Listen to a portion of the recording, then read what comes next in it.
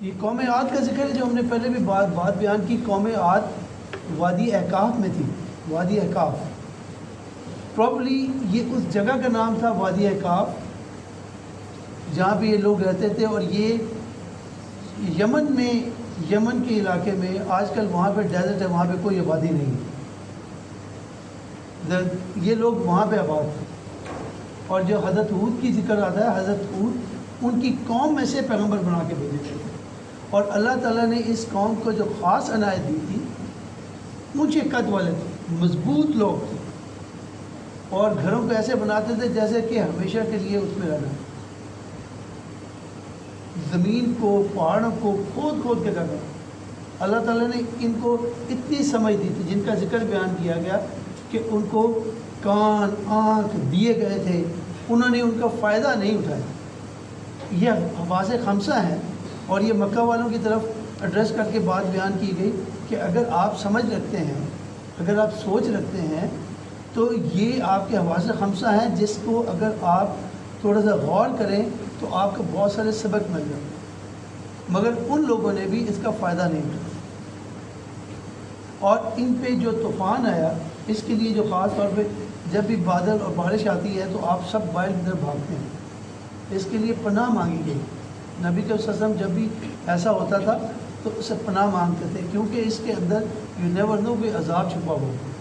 آپ دیکھتے ہیں بعض سخت قسم کی آواز چلنا شروع ہو جاتی ہے, اور وہ اتنی تیز ہوا تھی کہ وہ اٹھا کے لوگوں کو جہاں پہ بھی وہ چھپے ہوئے تھے پھینکتی تھی. جو غاروں کے اندر گھس گئے تھے وہاں پہ بھی اندر گھس گئی, ان کو نکال پھینکا. اور بالکل ایسے ان کی شکل ایسے بن گئی تھی جیسے کہ بڑے بڑے درخت کھجور کے گرے پڑے ہوئے, اتنے ٹال تھے وہ. ان کی مثال وہاں پہ دی. یہ ان کا جو بادشاہ تھا نا, اس کا ذکر آتا ہے شداد. شداد واز اے کنگ, بادشاہ جو اس قوم کا تھا. اور ان کی جو سلطنت یا سٹی تھی وہ احاطہ بناتے تھے.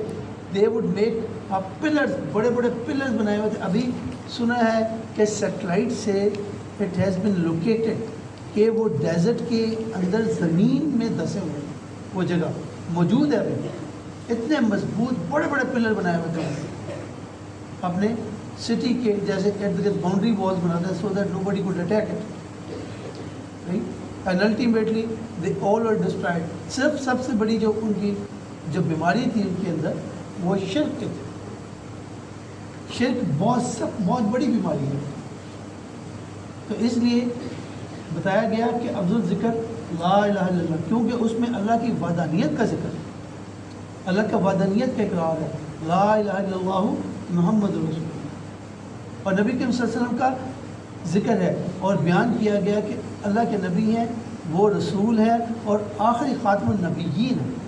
اس پہ ایمان لانا. جب اس کلمے کی اتنی افادیت بیان کی گئی ہے, اگر اس پہ یقین آ جائے تو ہماری دنیا بھی بن جائے گی, تو انشاءاللہ آخرت بھی.